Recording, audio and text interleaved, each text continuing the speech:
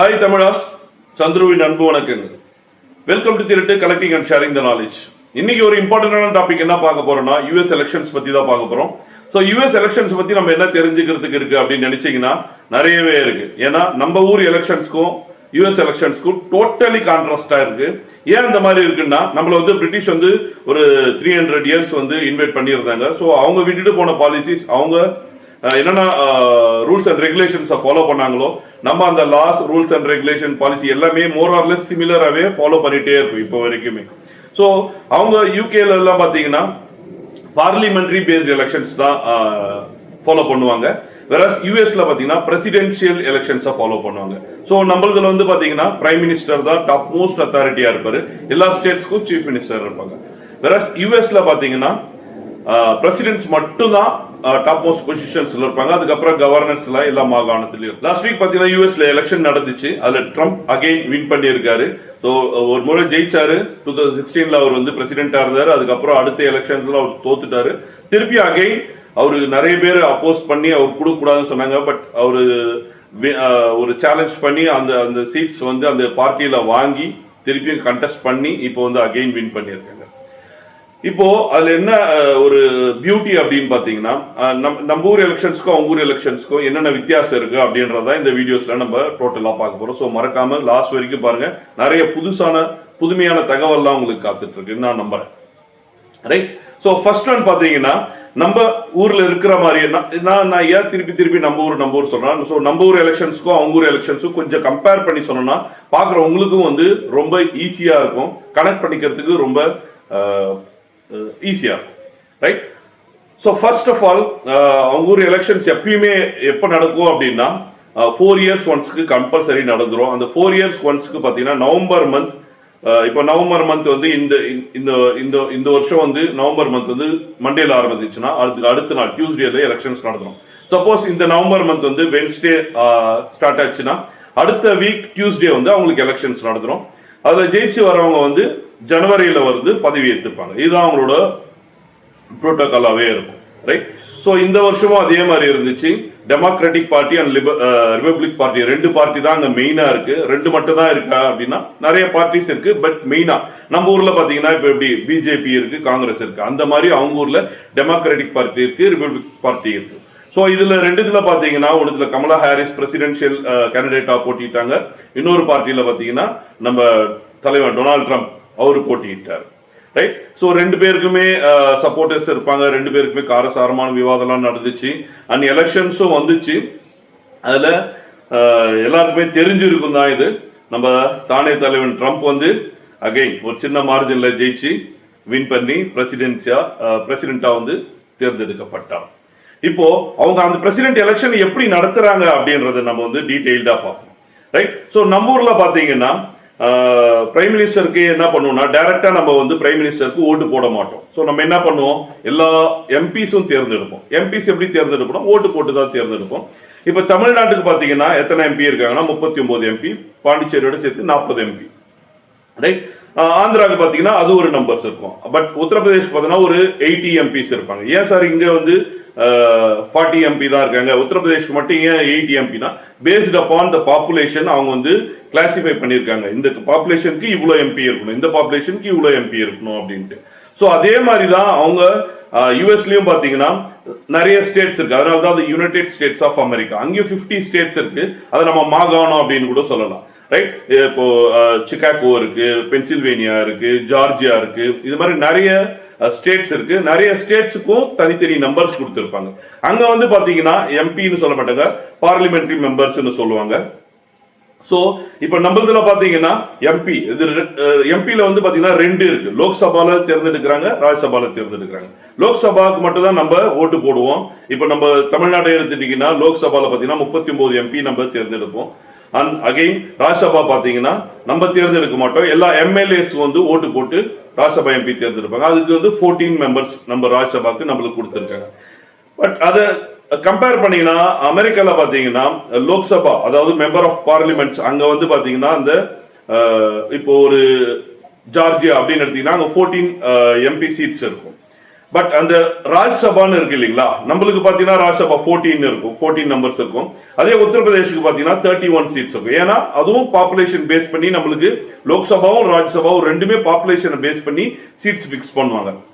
ஆனா அமெரிக்கால பாத்தீங்கன்னா அந்த லோக்சபா அந்த மாதிரி மெம்பர் ஆஃப் பார்லிமெண்ட்ஸ் அவங்களுக்கு மட்டும்தான் அந்த சீட்ஸ் வந்து பாப்புலேஷனை பேஸ் பண்ணி இருக்கும். அந்த ராஜ்சபா நீங்க சொல்ற இல்லையா, அங்க வந்து அது என்ன சொல்லுவாங்கன்னா செனட்னு சொல்லுவாங்க. சோ அந்த செனட்டுக்கு வந்து ஈக்குவலா எந்த ஸ்டேட்டா இருக்கட்டும் அவங்களுக்கு வந்து 2 செனட் மெம்பர்ஸ். சோ இங்க ராஜ்சபா எம்பி தான் அங்க செனட் மெம்பர்ஸ்னு சொல்லுவாங்க. சோ 2 கூட்டிப்பாங்க. இப்போ நம்ம தமிழ்நாட்டுக்கு 39 இருக்குன்னா இங்க ராஜ்சபாக்கு வந்து பாத்தீங்கன்னா 2 தான் இருக்கும். அதே வந்து தெலுங்கானால ஒரு 40 சீட் இருக்குன்னா லோக்சபால அவங்களுக்கும் 2 தான் இருக்கும். பாண்டிச்சேரிக்கு 1 சீட்டு தான் இருக்கு எம்பிக்கு, பட் அவங்களுக்கும் ராஜ்சபா பாத்தீங்கன்னா அவங்களுக்கும் 2 சீட் இருக்கும். சோ அந்த மாதிரி எந்த டிஸ்கிரிமினேஷனும் இல்லாம +2 ஆட் பண்ணிப்பாங்க அமெரிக்கால. அந்த மாதிரி அதுதான் அங்க செனட்னு சொல்லுவாங்க. சோ நம்ம இங்க சொல்ற மாதிரி அந்த எலெக்ஷன்ஸ்க்கு வந்து அங்க என்ன பண்ணுவாங்க அப்படின்னா எலக்டோரியல் காலேஜ் அப்படின்ற ஒரு வார்த்தையை அவங்க டேர்ம் யூஸ் பண்றாங்க. அண்ட் தென் நம்ம இங்க பார்லிமெண்டரி மெம்பர்ஸ் சொல்றோம் இல்லையா, அங்க பார்லிமெண்ட் வந்து என்ன சொல்லுவாங்கன்னா காங்கிரஸ்னு சொல்லுவாங்க. சோ காங்கிரஸ் நம்மளது வந்து பார்ட்டி. சோ காங்கிரஸ் பார்ட்டி இருக்கு, பிஜேபி பார்ட்டி. பட் அவங்க அங்க காங்கிரஸ் மீன் பண்றது என்னன்னா பார்லிமெண்ட் தான் காங்கிரஸ் மீன் பண்றாங்க. சோ காங்கிரஸ் வந்து அங்க மெம்பர்ஸ் ஆஃப் அந்த மெம்பர்ஸ் ஃபர்ஸ்ட், செகண்ட் வந்து செனட் வந்து, அதுக்கப்புறம் பிரசிடென்ட், இந்த மாதிரி 3ஆ டிவைட் பண்ணி வச்சிருக்காங்க. ரைட். அண்ட் இப்போ வந்து கமலா ஹாரிஸ் சொன்ன, டொனால்ட் ட்ரம்ப் சொன்ன, நம்மளதுல பாத்தீங்கன்னா எம்பிஸ் நிப்பாங்க. இப்போ லோக்சபாக்கே நிக்கிறாங்கன்னா 39 பேர்னா திருச்சிக்கு ஒருத்தர் நிப்பாரு, வேலூருக்கு ஒருத்தர் நிப்பாரு, விழுப்புரம்ல ஒருத்தர் நிப்பாரு, சென்னையில 3 பேர் நிக்கிறாங்க. சோ இந்த மாதிரி ஒவ்வொரு டிஸ்ட்ரிக்ட்டுக்கும் ஒருத்தர் அப்படின்ட்டு நம்ம கிளாசிஃபை பண்ணி பிரிச்சு வச்சிருப்போம். பட் அங்க வந்து அது மாதிரி கிடையாது. இப்போ ஒரு பென்சில்வேனியா அப்படி இருக்குன்னா அவங்களுக்கு வந்து ஒரு 19 மெம்பர்ஸ் அப்படின்னா அவங்க அந்த எலக்டோரியல் காலேஜ் அப்படின்னு சொல்லுவாங்க. காலேஜ்னா குரூப் ஆஃப் பீப்புள், எலக்டோரியல்னா அந்த குரூப் ஆஃப் பீப்புளை யாரை நம்ம தேர்ந்தெடுக்கிறோமோ. இப்போ பென்சில்வேனியால எடுத்துக்கலாம் ஃபார் எக்ஸாம்பிள், 4 கோடி பேர் இருக்காங்க அப்படின்னா அதுல வந்து ஒரு 3 கோடி பேர் ஓட்டு போட போறாங்க. யாருக்கு ஓட்டு போடுவாங்கன்னா அந்த டெமோக்ராட்டிக் பார்ட்டியில அந்த குரூப் ஆஃப் பீப்புள் எலக்டோரியல் காலேஜ் ஒரு 19 பேர்னா 19 பேர் இருப்பாங்க. இவங்க வந்து இந்த பென்சில்வேனியால இந்த டிஸ்ட்ரிக்ட் அப்படிலாம் இருக்காது. குரூப் ஆஃப் பீப்புள் டெமோக்ராட்டிக் பார்ட்டிக்கு இருப்பாங்க 19 பேர், குரூப் ஆஃப் பீப்புள் ரிபப்ளிக் பார்ட்டிக்கு இருப்பாங்க. அது மாதிரி வேற நிறைய பார்ட்டிஸும் இருக்கு, அதுக்கும் அந்த 19 பேர் இருப்பாங்க. இப்போ ஜனங்க வந்து 4 கோடி பேர்ல ஒரு 3 கோடி பேர் வந்து ஓட்டு போடுறாங்க. போல் ஆகுது வச்சுக்கோ, 1 கோடி பேர் ஓட்டு போடல, இல்ல டூர் போயிட்டாங்க, இல்ல இன்ட்ரெஸ்ட் இல்ல, எப்படி வேணாலும் நம்ம வச்சுக்கலாம்.